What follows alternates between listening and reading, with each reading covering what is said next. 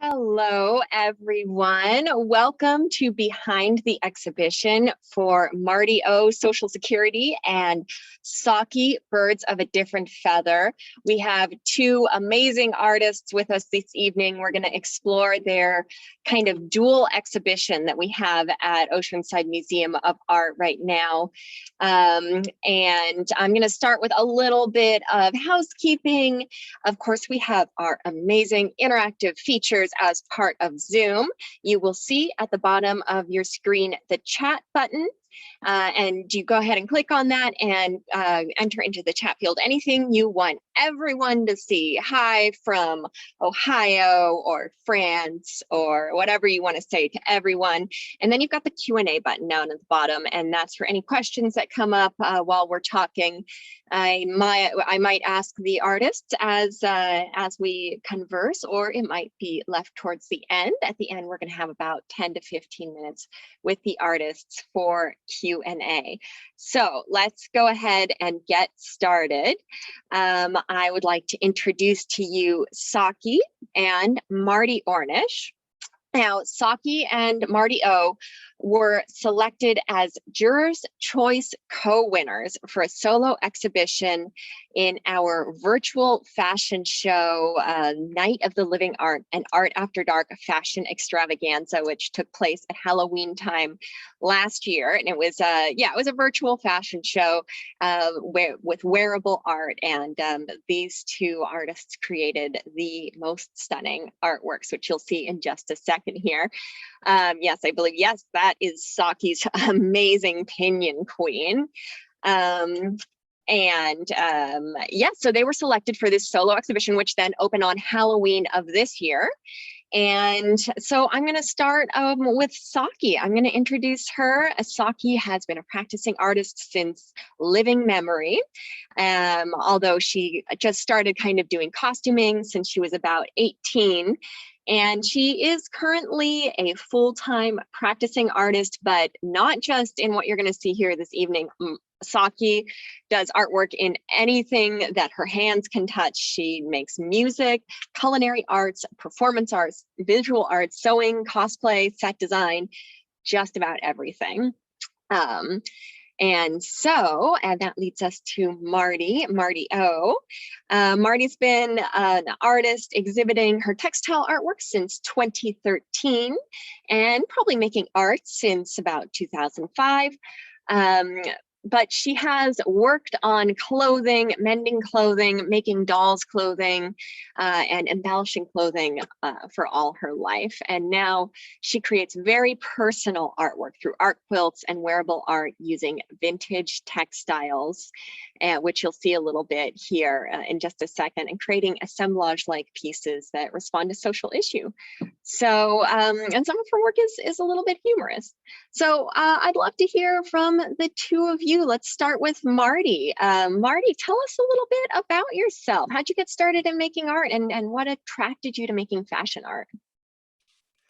Well, I never really thought of myself as an artist. Whoops, am I here? You are. We can hear you just fine. Oh, okay. It's good to hear. So I never thought of myself as an artist because I had a life of doing social work and law beforehand. But around 2013, I began being more serious about exhibiting the art what I was making. I've always loved making things out of cloth. In my 20s, I solved all my problems as a wood maker. I had access to a wood shop and helped build a boat many years ago. And then in my 50s, I started sewing more seriously and mended clothes, made a lot of practical things, and then started making upcycled jackets for myself. All my friends wanted them, so I made lots of funky and fun jackets.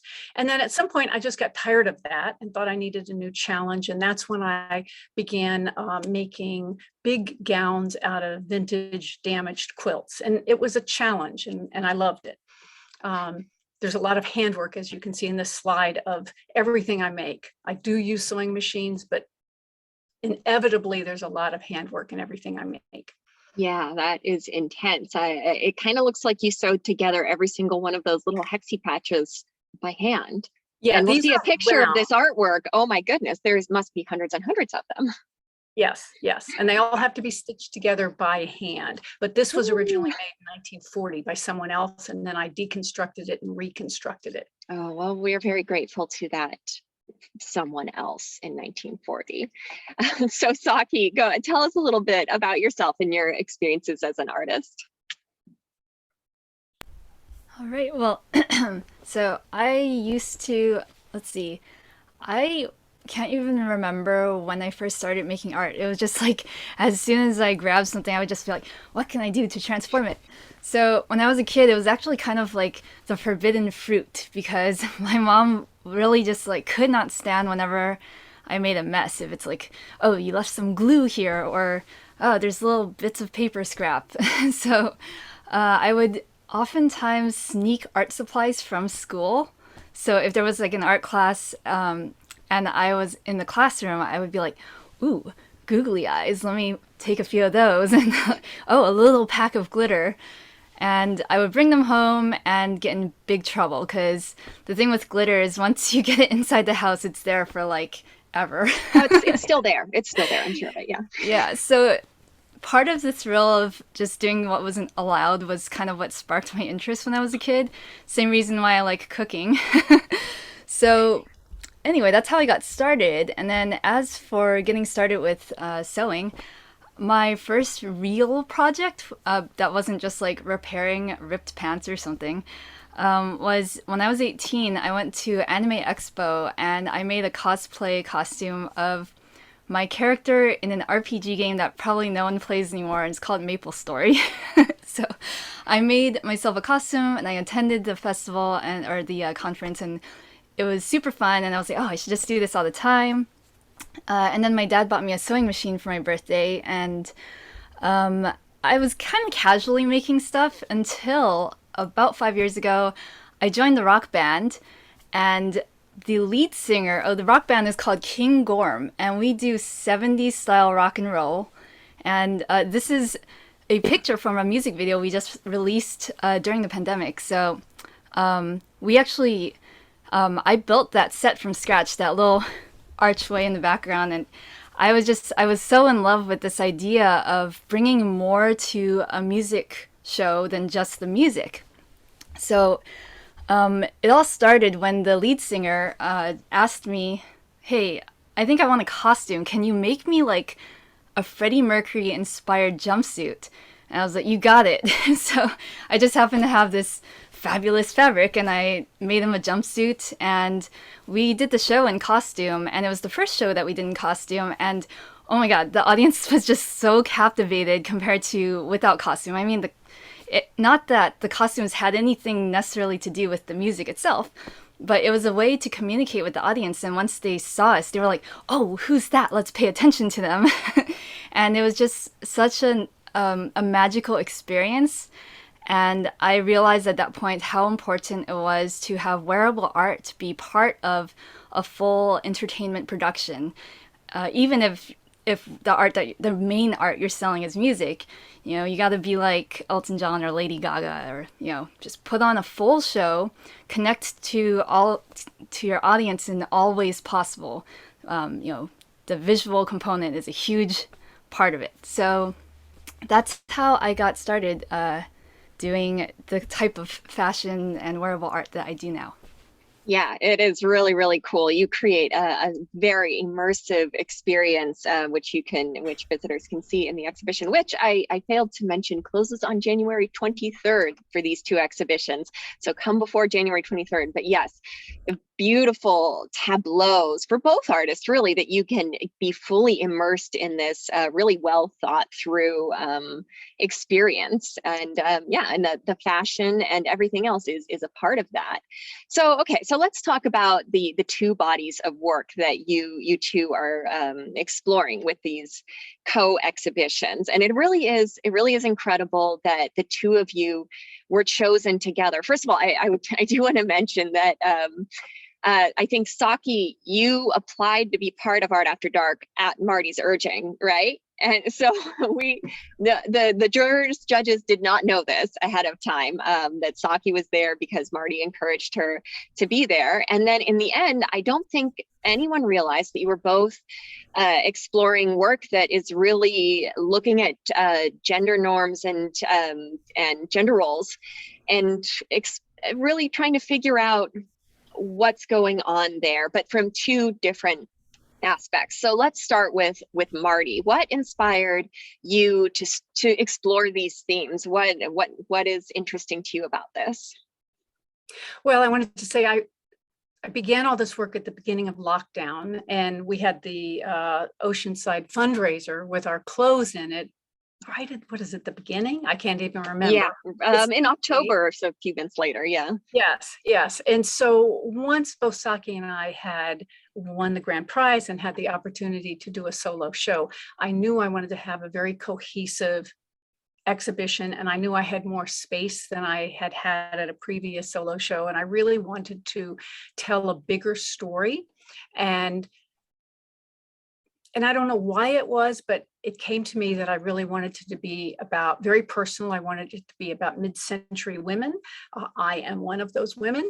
I did a lot of thinking about how my mother was raised, my grandmother was raised, how different the world is now compared to that time. And so I had a very strong theme. And at the end of making everything, I read a book about Frances Perkins, who you see here. And she was the first female ever to be on the cabinet in the US government, and was the orchestrator of the Social Security Act. She was an incredible advocate for both women and children and labor rights and protecting people's rights. And that's all about my work. Protecting women in particular. And so I had an entire year with the luxury for me of lockdown without as many distractions and no opportunities to travel to make a new body of work. So I'm really excited to be part of this. And let's see, I can also talk a little bit about these individual pieces are all about, and my Love, Honor, and Obey piece, about what life used to be for women in the 50s. We were raised to become wives and to learn how to cook and clean and take care of our husbands. And that was kind of the only goal for many, many women. And of course, that has radically changed. And so my pieces go from that period of time to sort of the present and some of the consequences of those beliefs. And here you see addressing shame. And this piece is a really personal piece of mine that I did after undergoing some very intense personal psychotherapy. And it's, in a sense, it's my journaling of a lot of the things that came clearer to me that I was dealing with as both a child. Addressing shame is very literally, I write on this dress a lot of the shame that I had to deal with as a result of being raised with the mores of the 1950s, where we were told, no sex before marriage. It was a different world. And so I'm hoping, it's quite interesting to see the interest in people in reading this dress, that my being as vulnerable to have this autobiography on a dress being read by the public will help a lot of other people address their own issues. Yeah, these works really, really draw people in. I'm always seeing people, just like these people are here, looking very closely at all of the details and reading it. And that must be, I'm hoping, very, very cathartic that you were able to get that out. And it's now, even though these people don't know you personally, they are getting to know a very personal part of you and experiencing your artwork. So that, and also that looks like a very intense amount of handwriting you did. But yeah, each piece takes about 3 to 4 months to do, and even handwriting took that long. Yeah. Yes, I don't doubt that. So Saki, your work is exploring gender roles in an entirely different way. It's taking a very I don't know how to say it, a very fabulous look at men's fashion. So yeah, tell us about your fashion artwork. Sure. I guess I'll start with how it all began. So when I won the grand prize with Marty, I was so surprised. I had no idea I was gonna win. I was like, oh, my work's kind of subpar. All these other artists are so much more experienced, and this is my first real any involvement in something of this scale. So I was super surprised, and when I won, I was like, oh, now I have to come up with a whole gallery full of things. Where do I even start? So I decided to start with one piece that I had already kind of started making.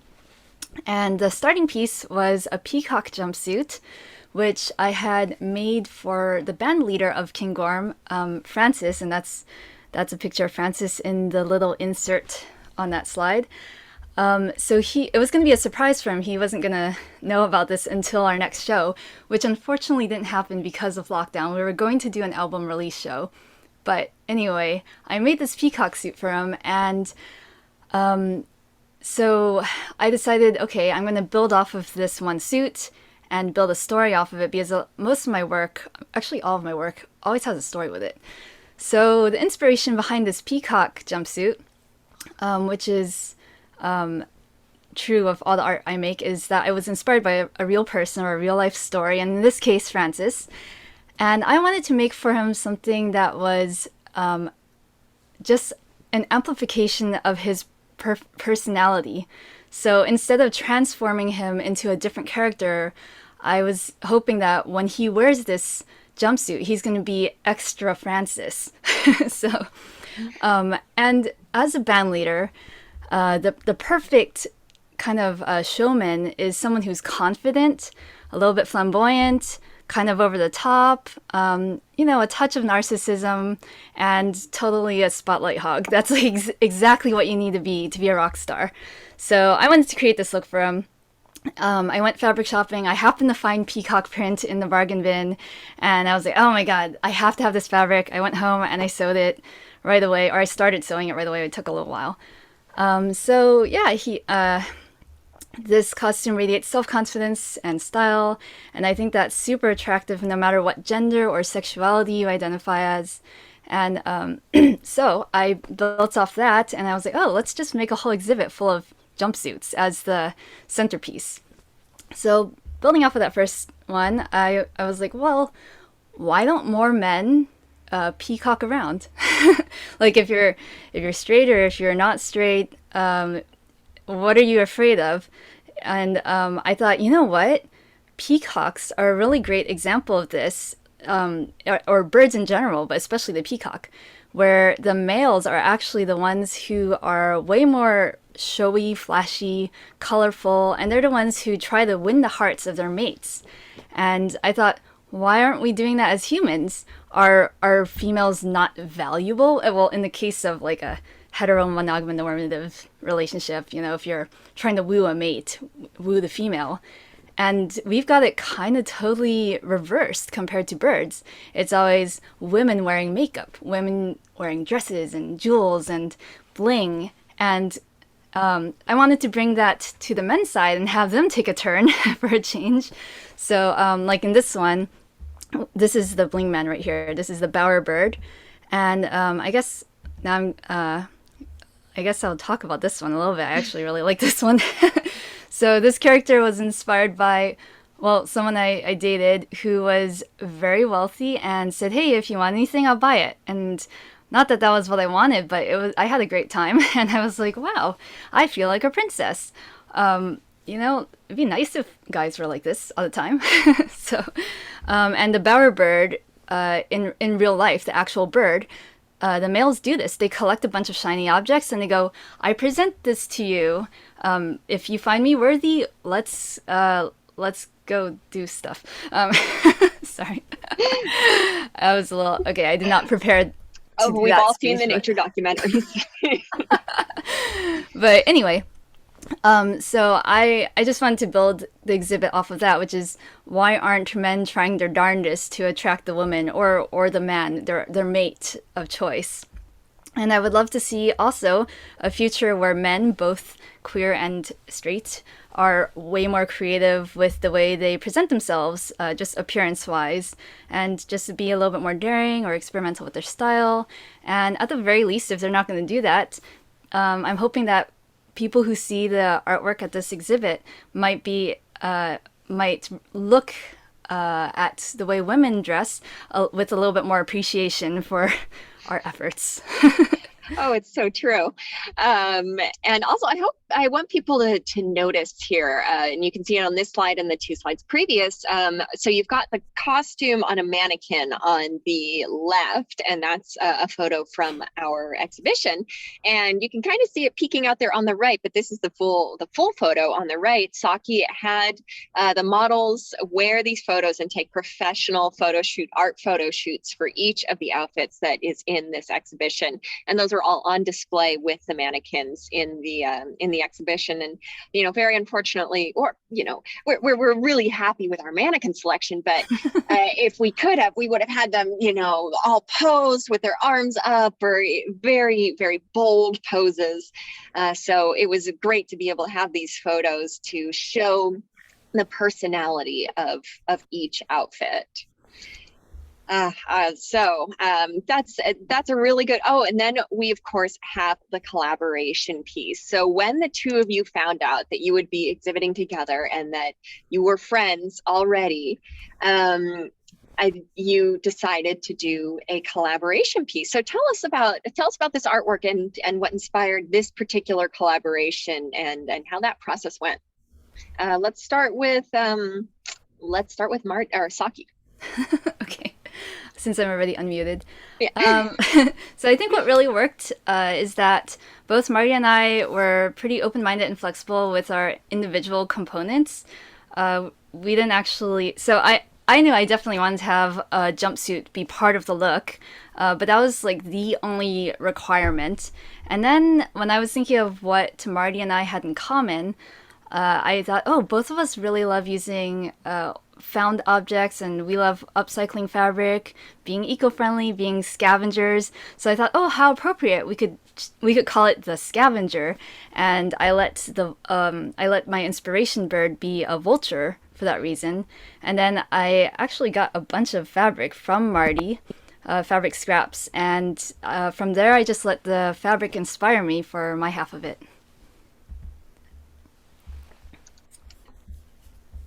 And So Marty, yeah, go ahead. Sorry. I'll add a little bit.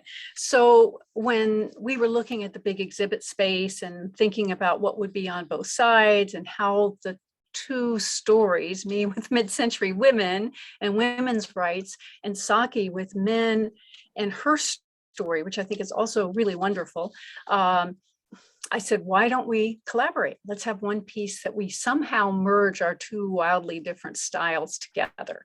And I had already been wishing to have some sort of installation art piece using, in my mind, 100 wedding gowns overhead. And it's just something on my wish list. And so as I saw what Saki was creating, I'm like, you know what, a few wedding gowns above the scavenger's head would really help me finish telling my story, and also really fit in with this scavenger guy. And my wedding gowns, of course, are all found gowns. I have friends who donate them. I find them at thrift stores. I find things even in dumpsters. And these are pretty beautiful gowns. These are the best of the ones I have. And so I really love how he is sitting underneath all of these gowns. And in one way, he can look up and sort of has the pick of the litter. And then in my part of the story, we women in the 50s were raised to find a husband. And even when I became married at age 35, my mother and I had plenty of ability to take care of myself and was thankfully well educated. My mother said, oh, thank goodness you'll finally be taken care of. there's just this belief in the old school that we needed a husband to take care of ourselves. And it is lovely to have one. I love mine, but not everyone has to lead that path, in their life. So I love how these two things worked so well together. And it is in between the two galleries. Yes, that's right. It's displayed directly between the two halves of the gallery, Saki on the right and Marty, or Saki on the left and Marty on the right. And actually, one thing I do love about the way, our mannequin situation is the mannequin, you kind of expect him to be looking up at all of his women, but he's looking down and he has a very contemplative look. And I don't know, I feel like that adds something to the thoughtfulness of the artwork. And then this is one of the professional fashion photos, not the one that we have on the wall in the gallery, but the one that really fits the screen because it's horizontal. And I hate to say that is one of the big reasons why it's included, but also there's this drama of the bird is called ossifrage, I think, or we think that's how it's being ossifraged. Basically also known as the bone vulture, the scavenger of scavengers.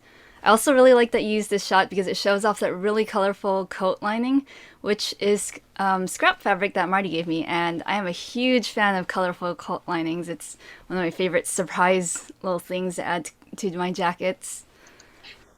Yeah, that is a good point. I love those little surprises in fashion, and I love the use of the red thread around the skull. It does look like it is blood. I would like to point out this is the only piece in my exhibit collection that is non-vegan. So this one has actual bones on the necklace, and there are leather lapels, which were freegan leather. They are upcycled scraps also donated by Marty. So just wanted to point that out as being appropriate for the vulture piece. I appreciate that. And Saki's cupcakes at our celebration were vegan as well. So, and we all really appreciated those cupcakes. I can't say that often enough. So this collaboration piece is amazing, and really just exactly what you were saying in the slide before, Saki, is those little surprises, those little details that you're taking the care to put into each and every artwork. So the overall effect of the work in the gallery is stunning, both individually, the artworks, and as tableaus. But if you are so drawn in to look very closely, every single little detail contributes to each work. So can you explain your creation process? What methods and materials do you use? And tell me a little bit about the details we can see. Sure. So I guess I'll actually start out with this slide since it's up. So I normally just kind of let the fabric inspire me. So I'll go fabric chopping first and then come up with a design afterward. But in this case, with the cuckoo bird, I had such a specific design in mind that I was like, well, I'm never going to find the fabric I need. So I decided to actually design this one from scratch. And this fabric was made from scanned. So I actually drew pictures of clocks and birds. These are little watercolor birds, cuckoo birds, by the way. I think not many people know that cuckoo birds look like this. They always imagine the cartoony ones that come out of clocks, but this is what cuckoo birds look like. So I sketched these out, and then I digitized them and then made it into a repeating pattern, and then I got custom cotton printed so I could make this coat with cuckoo birds. It was kind of building on the theme of recursion with cuckoo birds being, well, I'm going to get way too deep into this story, but in any case, this was a special exception to my usual design process, which is typically I would go shopping in the bargain bin. I love using remnants, and better yet, if someone just has fabric lying around that they're not going to use, I am usually the person that ends up getting those. So because I ask for them, I'm like, hey, if you have trash, bring it over. So part of the fun for me, part of my creative process is challenging myself to work with whatever I have. So I guess, so I have a really favorite poet named Pete Hine who has this quote. I think I'm going to butcher it, but he says that art is solving problems and you can't define the problem until after they've been solved. So kind of the shaping of the question is part of the answer. And that's kind of how I develop that's my artistic process, is what can I do with this and what kind of story can I build around it? And then how do I shape that story into something that I actually want to tell people? So, and also, I want to touch on the slide we were just looking at, the clocks here, and also those are your Pinion Queen wings. Yes. I Yeah, have upcycled them. you have upcycled your Pinion Queen wings, who is also a bird or bird related creature. So yes, it all ties into the artwork from Art After Dark. But then these clocks, you did have to collect these clocks, I understand. Did forget to mention, I would like to thank Marty big time for donating like half the clocks here, lending them to me for this exhibit, because I just wanted as many clocks as possible, and it would not be the same without Marty's help. So thank you so much. Oh yeah, it is really cool to see just the train of clocks and wings coming out behind the cuckoo mannequin. So Marty, tell us about the incredible details that we can see on your objects in your work. Well, it's interesting to hear Saki talk about her process, because our ages are different, but our ways of working are very, very similar. I love to use found objects, found fabric, damaged fabric, and I rarely purchase fabric because I just feel like the fashion industry in particular is so destructive to our environment. And so that is one of my missions in everything I make, is to not buy new things. And then when I have a limited amount of an old fabric, it really gives me a bigger challenge on how to make something that I want to make when I know I can't go get more of it. There's only this much of a quilt or this much of a small piece of something I'm working with. And so I find that challenge really artistically challenging, and I just love it. And so I collect old quilts, linens, dolls recently. And during lockdown, I was gifted with 2 vacuums, and that ended up being one of the better parts of, I think, my exhibit. And I love to embellish things and make things completely different. And so my process is to look at the materials I have. Sometimes I sleep on it. Oh no, Marty got muted. Marty, you got muted somehow. Oops, there I am. I am sorry. There you are. So a friend had given me a mink stole. She said she had 2, and she is one of my 90-some-year-old friends, and I knew I was going to cover one of the vacuums in it. And I also like to have humor in my work, but also have a very easy to understand message. Making the vacuums was really fun. So you see me here working. I love my sewing machines. I like to do free motion sewing. I like to change the hand of every textile I use has to have my personal stitching on it. Often it's hand stitching, but I do love to use a machine if it can help me complete a project faster. I collect all manner of things. And I think there's a slide showing maybe my dustpan, but a friend had that at her house when I was helping her move out, and I put a mink stole collar on it. And I just love to be able to tell a story that every woman gets about, that's not actually what we want for Christmas. We don't want a vacuum. We don't want a new dustpan. Thank you. So when I start working on a piece, I experiment. I usually don't cut anything up. I don't use patterns. I don't draw a sketch. I just look at that fabric, sleep on it. We'll pin it onto a dress form if it's going to become a dress, and move it around until I'm really certain, because if I cut into it, there's not extra to play with. And it's very improvisational, but I usually know the story I want to tell, even though I don't know how the piece will ever end up until I'm really done with it. Wow. And yes, we can even see a little slice of your studio behind you, the incredible the collection of Collection of trimmings you have. trims. There's never too many. And No. when people come over to my studio, I love to share my stuff with them. Oh, I want it all used. that's awesome. Yeah. For Saki's clock collection, I collected them, but friends of mine, Larry and Mary Newsom, from the Escondido area, generously shared their clock collection with Saki. So I appreciate that. A shout out to the Newsoms. It totally takes a village to to make some of these exhibitions come together. So this is what you're doing now. You're both making these incredible bodies of work. And tell us what's next for you. What do you have in the pipeline? What are you working on currently? Well, one of the things I want to do more of, this piece that is in the Social Security show called The Pill of Rights, I'd like to make a series of art about contraception and reproductive issues, because it is all in the news, and I think people need to wake up and protect the right to have contraceptives. And so that is one series I know I will be making in the future.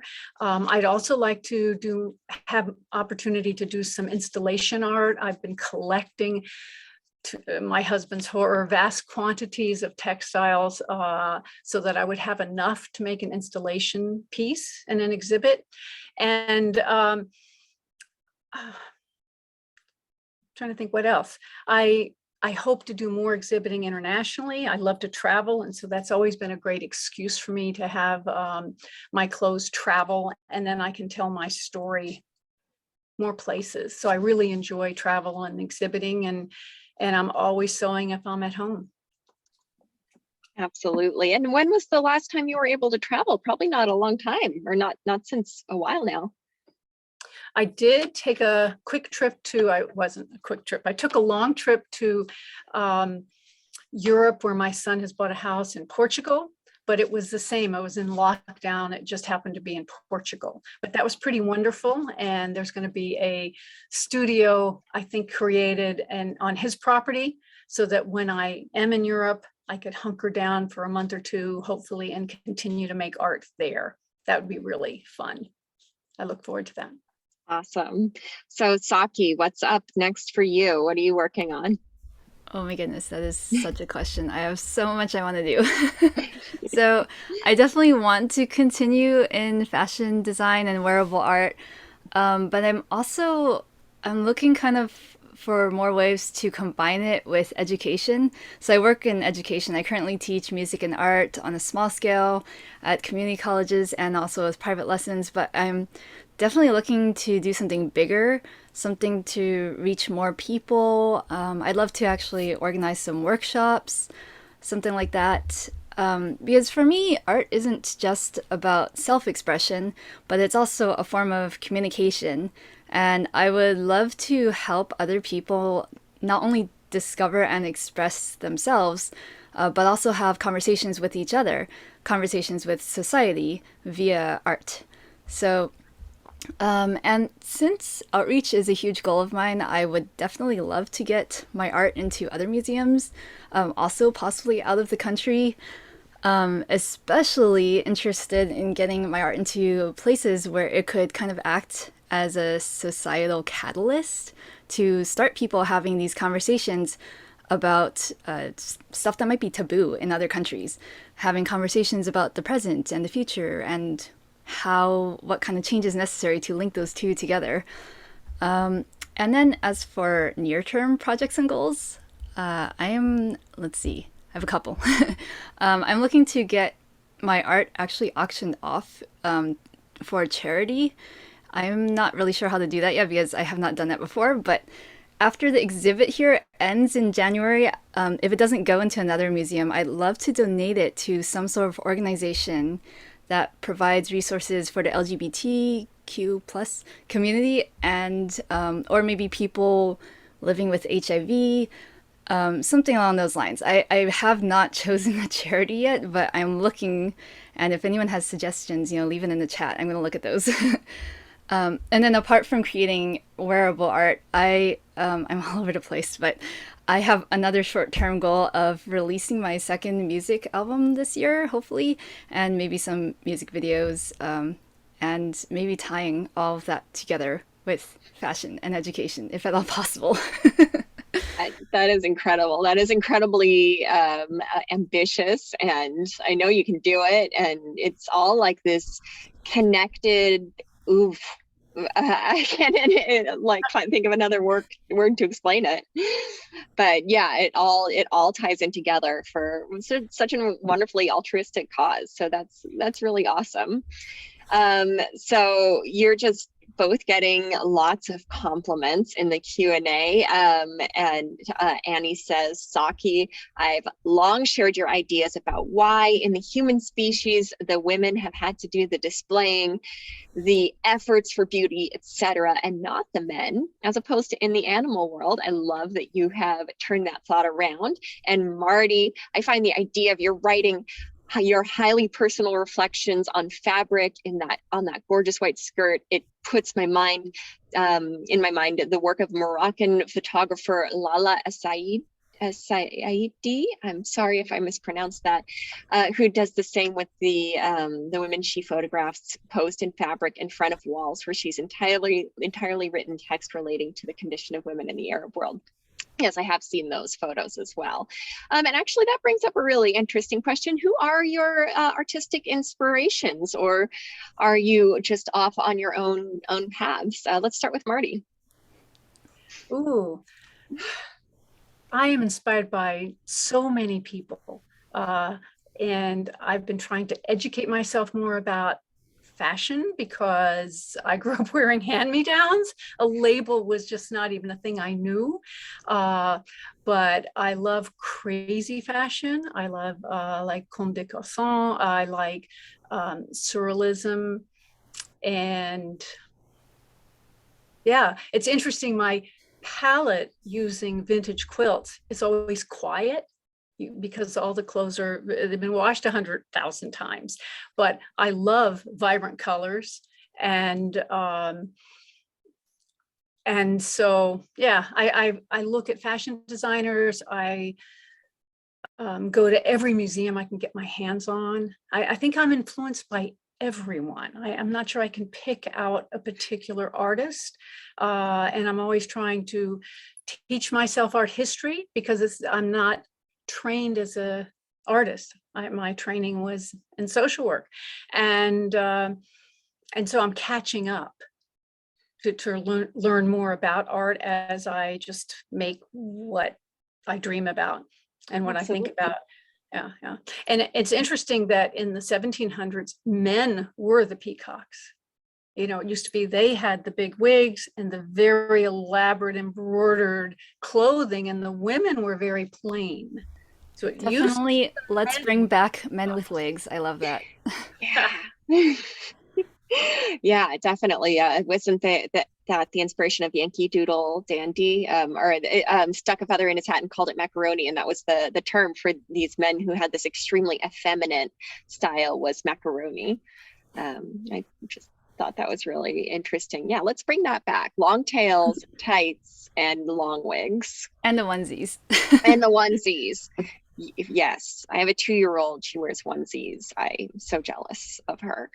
Saki, who are your inspirations? Do you have any inspirations in the art world that you can think of? Oh my goodness, like everything. Also with Marty, I'm just inspired by all art, but also non-art. Like I'm just inspired by things like normal things that happen in life. But I am especially inspired by music. Being a musician, I've been playing piano since I was like 5 or so, and I am inspired by music that tells a story without necessarily even having lyrics. Like when I perform Chopin, I am telling a story. I'm telling his story by playing his music, and there's real emotion conveyed in that music. And I'm thinking like, wow, this is just something that you don't have to speak English to understand. You can just, anyone who hears it can immediately just know what that feeling is. And I want to do that with my art, with wearable art, with any kind of art I make, when I paint, when I dance. And so that, I mean, like I said, that's not my only inspiration, but that music is a huge component of everything I make. And besides music, I also do really love poetry. And as I mentioned earlier, I am a Pete Hine nerd. I love, what I really love about his work is that it's witty. Usually his poems are about philosophical conundrums. And I think that his poems make people think. And that's what I want to do. I want to make people think. Even if they don't learn anything, at least they're kind of going, huh, wait a minute. And then that's when conversations start, even if it's conversation with yourself, with your inner self, I suppose. So poetry, music. And well, you both are really, really accomplishing that, making people think when they walk through your gallery space. The exhibition is stunning. Everyone has to come see it if you haven't seen it already. January 23rd is when it closes. But of course, for some of you, I know it's really hard to get to Oma from France. So go ahead, go on our webpage, and you can take a look through both the galleries, the full galleries of both of these exhibitions. And we're gonna end it there. So just real quickly, where can people learn more about you? Saki, Instagram, website, where can they order your cupcakes? Ooh. I am getting all of that set up right now. So currently I have a Facebook and an Instagram page. But I am working on the website right now. It will be sakitheartist.com. It's under construction, but hopefully it'll be up soon. As for baked goods, you can go to sakisbakery.com or email sakisbakery@gmail.com and place an order. You have to place it 2 weeks in advance just so I can make sure I can do the delivery and all. And let's see, what else do I have? You can check out my music at astraycatalyst.bandcamp.com. I'm also working on a website for my music, but it's not up yet either. This all caught me by surprise. I wasn't expecting to rise to fame so quickly. Here you are. Don't worry. We will get that word out there. So everyone keep an eye out for sakitheartist.com. And Marty, where can people learn a little bit more about you? So I'm also on Facebook as MartyO and also Marty Ornish. And then I have a webpage, marty-o.com. And you can see a lot of my work on there. And also I have a new book that is at the museum. And beautiful catalog, gorgeous brand new catalog in our museum store, and an older museum catalog, catalog. I think we are also carrying 2 art catalogs. And so that's you can find out about that on my website and look at the different kinds of art that I have done and see where I have been and where some of the exhibits that are upcoming. Yeah, awesome. So I encourage you to check that out. Yes, everyone needs to check out both of these artists' amazing work. And that is going to be it for us. Thank you, Saki. Thank you, Marty, so much for hanging out with us this evening and telling everyone a little bit more about your work. I'm super inspired by both of you. I wish I could just go out and start making fashion artwork right now, but maybe when I retire, I'm gonna get into that.